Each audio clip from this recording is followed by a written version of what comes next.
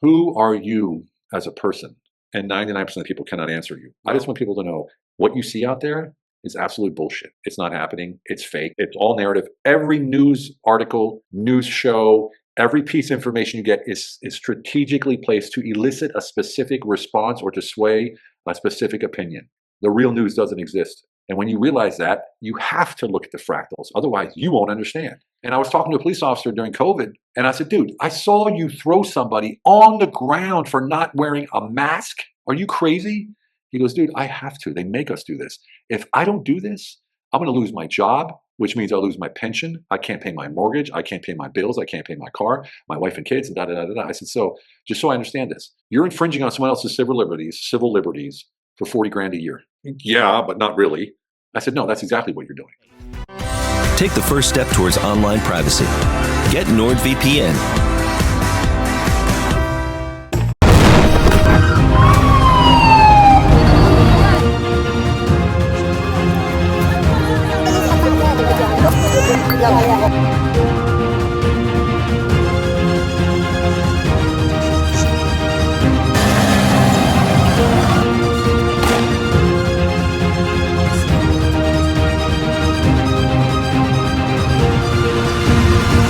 The world has failed, I tell you. The world has failed yet again.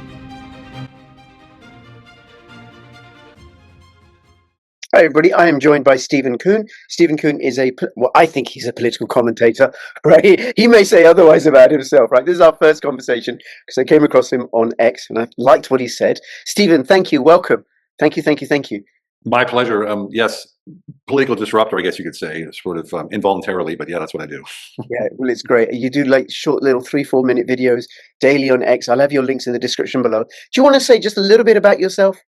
Sure. I'm Stephen Kuhn. I'm an American living in Turkey. This is my 10th country of residence.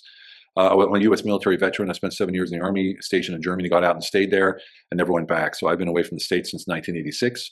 And I've run companies, large corporations. I've owned my own companies, exited those as well. And now I raise funds for corporations or businesses that are growing and scaling into the next level. And so we do in the billions, basically, raise money. Okay, and then why do you post these videos on X? Well, it all started when my wife's Ukrainian, and when the war broke out, we had pointing like they're here. When the war broke out, we had to get her parents out. Right. So that was a challenge in itself because people weren't leaving and there were no flights.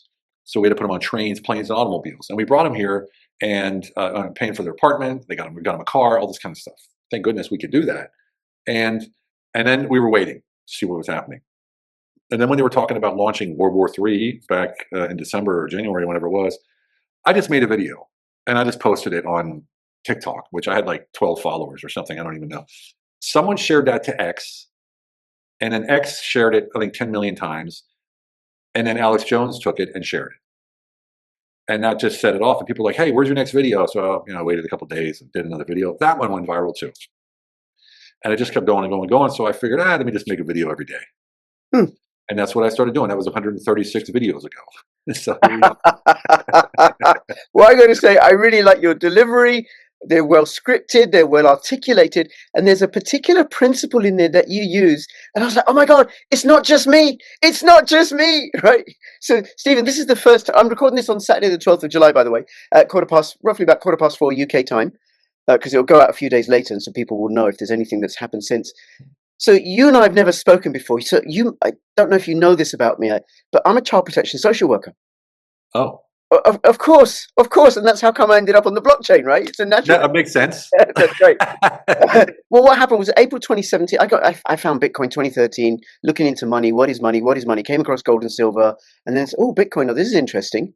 And there wasn't much information about it at the time. And then around about 2016, I thought, how can I get into this? I'm a social worker. How can I get? Why not? I'll just start doing videos. Over the years, starting with Brexit and then with lockdown, my content has got more and more political. And I actually do more political content than I do stuff on crypto. Now, what I do is child protection. I get a call from a school or the police say, we think there's stuff going on in this home, go and investigate. So I go in and investigate. One of the biggest things I deal with is domestic abuse, where the guy, usually a guy, beats upon the woman. And what the guy says to the woman is, I'll tell you when you can go out. I'll tell you what to wear. I'll tell you who you can mix with. I'll tell you how long you can go out for. Don't worry about having your own money. I'll give you a little bit of pin money. And I'm doing this all for your own good. Wait a minute. That conversation played out as a fractal on a much larger scale. Lockdown. Exactly. Lockdown. Well done. That's right. And then I say, wait a minute. And then I see all these abusive practices. Now, if I were to become president of the ruler of the world or whatever, right? Well, then whatever thoughts and beliefs that I have, as long as I'm not compromised or captured or corrupted, let's say I remain pure, right? By some Good miracle. luck. Yeah. Yeah. Kids, home educate your kids, because that's what I did, right? We'll have Bitcoin and gold and silver instead of this fiat nonsense somehow, whatever. We won't have war. It'll be my values played out on a much larger scale. So then what I like about what you do is the application of fractals, because what we're talking about is human behavior played out at different scales. Right. Exactly. So, yes. Well done. It's like, it's not Yeah, just and it's like people, if to put it plainly, like basically a fractal is a repeating pattern, and it's something that echoes itself in every part, no matter how small or large. So if you look at nature, if you look at a tree, then you look at the branches, and then you look at the leaves. They all have the same fractal, the same design, the same muster, they would say in German, right? And it's the same thing in like lightning, for instance, or galaxies. It's always the same, repeating. And when we live in fractals, it means like we live in a way where our truth is present in everything that we do, like you said, right? Whether it's a big decision or a small habit. It's also, we recognize that every choice carries the same patterns as our purpose. And typically you don't separate personal growth from your work or your intuition from your strategy. You live in a pattern and you do it almost on purpose, right? So if you want to live that consciously, which I try and do, is clarity comes first. You cannot move until the signal is clear. And their stillness is the strategy, right? So take time. I'm very still. I'm a very still person, very quiet person. I don't do much. I don't go out and run around and go party, none of that stuff, right? And then I align everything. So I make my actions reflect my core values, not trends. And that's where you see the difference in my message, is because everything I say is based on my core values, what I've lived and personally experienced, what I personally know, or from boots on the ground, first person information, right? So I don't guess, I don't speculate, and none of this stuff. And then of course I'm really well known for simplifying in order to amplify. The signal gets stronger the less you try to be impressive, right? Just say what you say that's aligned and clear, coming from a core place of authenticity and a foundation of morals, right? And then of course, to keep that going, you have to reflect often, right? So you look for recurring patterns in your life because they're showing you something. And just to give an example, is I was doing this before I knew I was doing this. Yeah. And because when I wrote my book, which is called Unleash Your Humble Alpha, I wrote that book probably 4 years ago. I was reflecting on my life for a year and writing down the things that kept repeating, good and bad, and put models to them. So in the book, there's 5 models to live by that gets you on the up curve, the upward spiral. And that was before I knew anything about fractals and signals and patterns, And so intuitively, I was on that path, and so is everybody else. It just people don't reflect, have stillness and clarity and time to look at it and say, oh, I've been doing the same damn thing my whole life, over and over and over. And I'm being dictated to live that way as well. So I can choose my pattern, my fractal, or I can follow someone else's fractal, which, like you said, in COVID, we all had no choice. Well, most people didn't. Yeah. Yeah. Interesting. Yes. It's great what you say, because I've done a lot of personal development work as well. And one of the things, it is like, well, what's going on with me that I cannot see, that's hidden from my view? And when you said about fractals, there was something happened a couple of years ago. And any of my family or friends who are watching this, which they may not now because it's no longer a novelty. So yeah, we've heard it all before. Yeah. I said something to my son, who's going to be 21 in a few months' time. Wow. And he argued back. And then I thought, oh my God, that's me. That's me. Yeah. That's my patterns, my behavior. I did that. Man, that's which helped me see myself, how I'm argumentative. Now, you might say, no, Rich, you're not. And I'll say, yes, I am. And then off we go. There you go. Exactly. Yeah. So it's funny you say that, because I look at it. So I have 2 kids that I raised in Hungary and 2 kids here that are my stepkids. Okay. And when I see my son, I'm like, what did I do? Like, oh man. I knew it and I did it anyway, Yes. I caught it too late, but now I'm working on it. He's only 10, so I think I can catch the curve. But basically, So I look at fractals as signals. It's how I basically live my life. It's why I look at politics. It's real easy to segment that in that case. And so for yourself, for anyone listening, being the signal is how you stay true to who you are, what you are, your core values and morals. And being the fractal is how you make your life coherent with all of that. Okay. And together that makes you unshakable. Now, say something about signals. That's the bit I'm not clear about that. Oh, signals are the bomb. Think of it this way. Let's say you're you've heard me say it on my videos probably, I'm a lighthouse. I'm like a lighthouse. So a lighthouse shines a beam out into the fog, right? You have a choice. Follow it, heed it, ignore it. You run into the rocks, it's your fault. The beam isn't trying to convince anybody. The light isn't trying to tell anybody what to do. They're saying, hey, I'm here. You can heed it, you can listen, or you can ignore it. It's up to you. That's what being a signal means. So that means it means being the part of yourself that isn't trying to fit in, perform, or react. The signal is what remains when you strip away all the noise, all the pressure, and all the pretending. It's about peeling back the layers, and it's a feeling you get when someone just clicks with you, right? It's clarity even in chaos, and it's the version of you that speaks before fear or doubt can even edit it. And to be the signal is not to chase anything. You transmit, you do not chase. So that's so I'm looking to see where I might have done that, or see that over here with me. So one is so I didn't have that really topical, incredibly popular, talked about, promoted medical concoction. And I said to other people around me, friends and family, don't do it, don't do it, don't do it.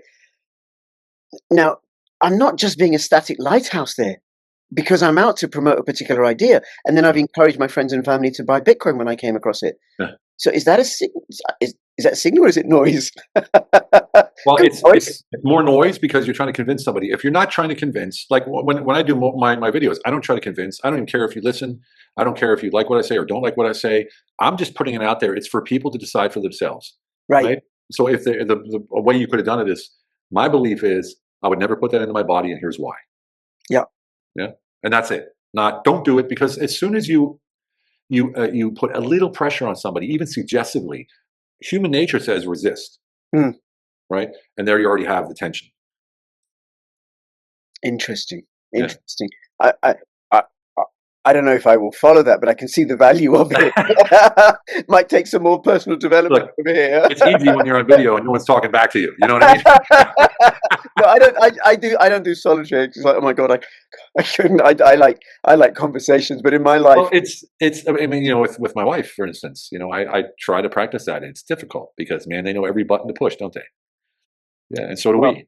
Yes. Yeah. Well, fortunately, my wife is very happily married, as I remind her, but she's also inured. She's also inured to all my machinations and stuff. Oh, yeah. But that ain't going to work on me. Now go and do the washing up. Yeah. That's her telling you, right? Yeah. That's right. That's right. She's like, you got to go and do the chickens, got to sort out the chickens or whatever it is, right? Yeah. Okay. I don't have a problem. So we got about 20, 25 minutes, and I would like to have you on again, because I wanted to get you before I go on holiday and stuff and have a longer conversation. But what is it you want people to know or to get or to be aware of? Yeah. Well, that's all in progress, isn't it? It's fluid. Everything's fluid. And when I started this, I thought, just let me get people to wake up to hear real stories about real people and what's actually happening. Because I've worked in politics since 2003. I'm a co-organizer of what's called the Civil Coalition of Germany, which turned into the AfD, which is now the most popular party. So Beatrix von Storch, Sven von Storch, the whole party heads, they're all friends of mine. Right? Are you still connected to them? Oh yeah. We talk every day. Oh, that's great.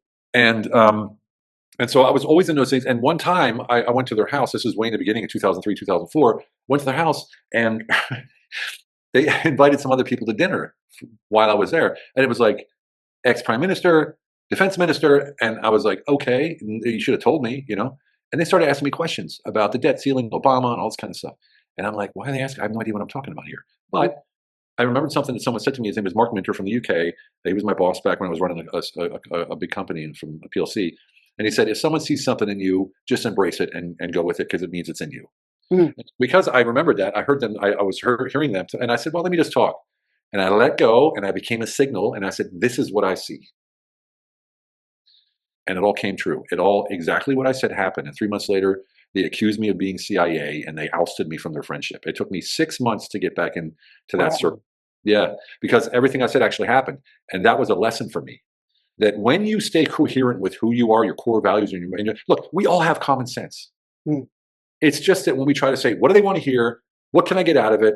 What can I manipulate? How can I be seen better? All these things we start adding to the mix, and the next thing you know, we're just disingenuous and we're starting to say things to impress, and that's where everything goes haywire. So that's what I'm trying to get out there is like, just be yourself, be 100%. I would say relentlessly individual. Be you. When you do that, you put out a frequency of power, solidity, and clarity. And when you speak to people, you hear me speaking now. I don't stutter. I don't I know what I'm saying and where I'm coming from, and I'm coming from a foundation. And I know I have certainty in my abilities to deploy my genius in any given situation. And that's what people buy into. They buy into the certainty in your voice and the certainty inside of you about your products or services or whatever you're doing. So that's what I'm teaching. It's in my book too. It's all about certainty. It's all about certainty in yourself. And it sounds sort of banal or normal or whatever, but it develops and it's fluid. It's always moving. So I'm trying to find the best ways to become that more powerful signal without trying to change people. And it's hard. You see the comments, right? Mm. You know, it's just bah, bah, bah, bah, bah. People who don't understand, they attack. Right? And so that's practice for me. How do I react to that? Or do I react to that? What do I write? Do I write something rude? Do I write something nice? Do I write something negative, positive, whatever? And so for me, it's a learning process. It's a growing process. But at the same time, I just want people to know what you see out there is absolute bullshit. It's not happening. It's fake. Oh, yes. It's all narrative. Every news article, news show, every piece of information you get is strategically placed to elicit a specific response or to sway a specific opinion. The real news doesn't exist in the mainstream, at least. Yeah. And when you realize that, you have to look at the fractals. Otherwise, you won't understand. Yep. Yep. No, absolutely. And I would say that I've had some awareness of it because I was born in Pakistan, brought up in Britain, came in when I was 5, and the media's lied about me throughout my childhood. Well, not me personally. Okay. I'm a smelly packy. I'm a shopkeeper. I'm a Muslim terrorist. I'm a chauvinist. All these sorts. Oh, and because I'm what used to be part of the traditional left, but I don't think that's a useful label anymore, right? Not at all, right? Because now it's like authoritarianism versus sovereignty and freedom. Yeah. Well, I'm over with the sovereigntists, right? So then I'm a communist, and then because I'm anti-war, Putin's puppet, all of that stuff, right? So then seeing it, and then not sending my children to school because, well, the British brought schools to India. That wasn't an exercise in philanthropy, so that got me questioning it. So all these sorts of things, but then there's like so much. Oh my God, they lied about this, they lied about this, they lied. It's all bloody lies. Yeah. Manipulation, so it is. And Yep. MI6 in the background. Hurting the sheep. MI6 in the background, serving the city of London. It's also the delivery.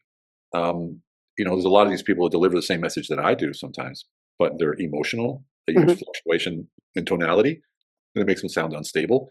And maybe say, "Oh, that guy's nuts," or he sounds like a conspiracy theorist. That's why Alex Jones is so either hated or loved, because he screams all the time. Yeah, it makes people. It works for some people. Yeah, it does. It does. The people who want to scream. I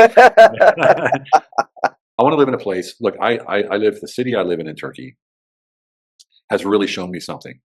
That people who don't agree, we got Jews, we got Christians, we got Muslims, all living here. Mm-hmm.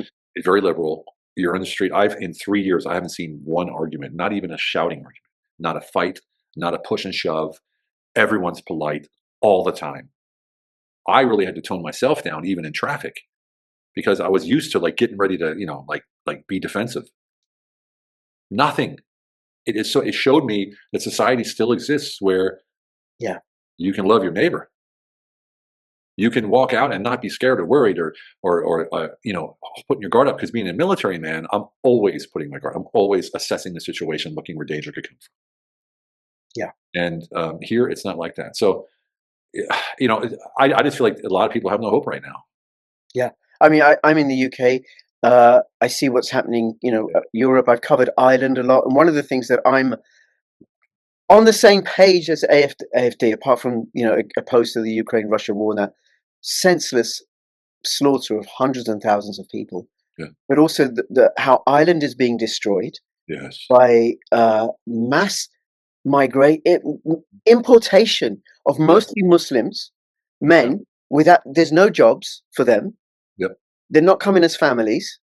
It's fathers who who are going to provide for their family, working in a factory or whatever, right? Mm. So they're just destroying this beautiful, Yeah. homogenous Roman Catholic Yeah. nation. It's horrible. And then I was reading today in Zero Hedge about um, the percentage increase of Indians coming into Berlin, like over 1,000%. Now, I got nothing against Indians or Pakistanis. You can't accuse me of all of that, right? But I wouldn't want, in the matter of a few years, for Pakistan's population to increase by 20% with non-Pakistanis. Yeah. In the absence of economic growth that can take care of people, and that's what's happened in Ireland. It's how you destroy a nation. Yeah, well, I was there when it happened in 2000. Was it 15 or 17? I forget. In Germany, Austria. When Merkel opened up.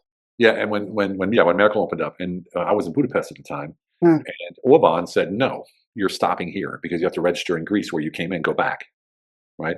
And so the German government and the Austrians are trying to get them to let him through Hungary. He said, "No, I'm not doing it."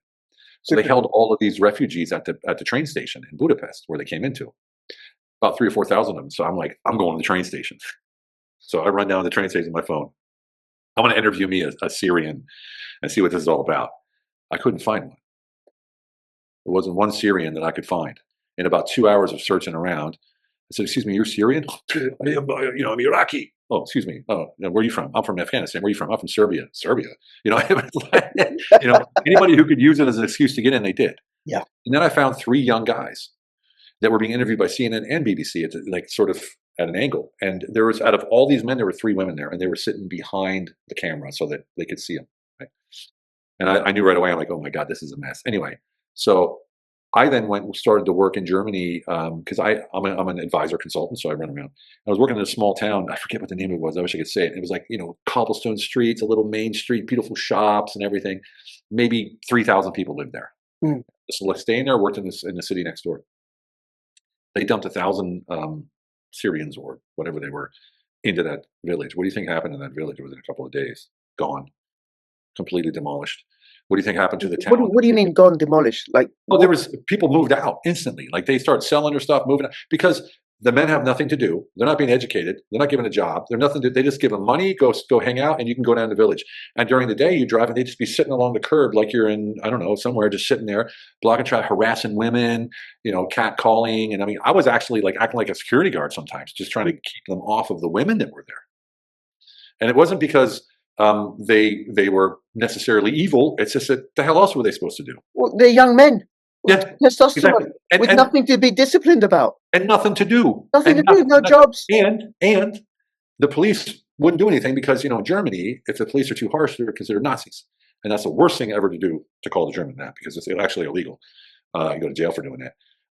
And so like there's this cultural sort of we can't say nothing. No, let them go. It's okay. They don't, that kind of stuff. So then you have the pressure building up between the civilians being harassed and the police saying, "Don't do anything about it. It's fine." And this whole thing, and that's where we are today, is that people are like, "We're done, man. We're done." I mean, there's just places in Berlin, the cops won't even go, just like in France. Yeah. And as a reverse fractal, for those still stuck on the traditional left who think it's, that you got to welcome people. Yeah, you got to take care of people for sure. You don't just welcome anybody in. My house, I have doors. I don't let anybody in. Stephen, you can come round because I chatted to you. You seem like a decent bloke, no problem. But it's time to go now, Stephen. How long you stay? Right? Oh man, I'm on your sofa. Or I come over to your place, right? And you check me out and you think, okay, Rich, you can stay for a while. No problem. You can come and live with us. Okay, no problem. But then all these other people come along. Yeah, who are you? Exactly. Open up your house. Open up. Let them all in. Let them all in. No, wait a minute, Stephen. Yeah. I was here legitimately, right? Yeah. That's what people don't get. That's one of the things that I'm wary of. That I'm going to get the backlash. My wife is Scottish Christian. She's going to get the backlash. My children mixed race. They're going to get the backlash, and it destroys our humanity. Well, it's also identity politics. If you look at the bigger picture, there's a whole theory about why they're doing this and why they're trying to crush. Strategy. Yeah, exactly. Yeah. So it's just this whole thing that's going on, and people. This is what I want to say to anybody who's listening right now. The only way that you will be happy is if your world is in order. That means if you're not in your world in order, your world will not exist. Your world isn't out there. Your world isn't politics. It isn't Trump. It isn't Trudeau. It's none of those people. Your world is your world, your family, your surroundings. And if we can root ourselves and have a foundation of certainty in our abilities in our own world, then we can tackle the outside world. But most people are so frustrated with their world, they shoot and they shoot and they shoot all day long, doom scrolling, looking for people to argue with, to feel a little bit of significance in life. Mm. And I know that sounds bad, but it's one of the 6 essential human needs is significance. Yes. And you can do that 2 ways. One way is to do something extraordinary. The other way is to put someone else down so you feel superior. That's the 2 ways to gain significance. And so it's a huge problem because most people don't have substance in their life. And then if you look at the American culture, we are captured in debt. It's indentured slavery. Yep. The entire society is buried in debt. And I was talking to a police officer during COVID, and I said, dude, I saw you throw somebody on the ground for not wearing a mask. Are you crazy? He goes, dude, I have to. They make us do this. If I don't do this, I'm going to lose my job, which means I'll lose my pension. I can't pay my mortgage. I can't pay my bills. I can't pay my car, my wife and kids, and da da da da. I said, so just so I understand this, you're infringing on someone else's civil liberties for 40 grand a year. He's like, well, yeah, but not really. I said, no, that's exactly what you're doing. And I said, let me help you make 100 grand a year, and you can quit this freaking job, and you don't have to do this shit anymore. You know, it's like people think they're stuck, like they have these weights of debt on them. And they can't stop doing to try something new. They can't move somewhere else. They can't go there. They can't get another job because they need the money to pay the bills. It's this endless chain. And America is really bad like that. People will not step out of line. And that's why you have a lot of, and this is going to sound bad, but that's why you have a lot of conservatives that won't step out of line and won't fight back because they have jobs to keep and bills to pay. And then you have a lot of the people that you see like in California on riots. And so I don't know what the hell they do. I don't know how they even live. Like they live on one money from George Soros. Yeah, whatever. You know, yeah, well, that's true. Yeah, that's their job. Not enough, maybe, but maybe more than enough. Who knows? Yeah, it's a whole mess, and we can't get ourselves lost in those fractals. Our fractal, our signal, our world. That's what matters most.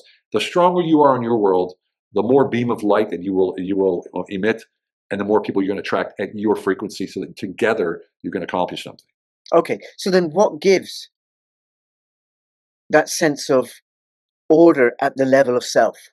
Identity. Who are you?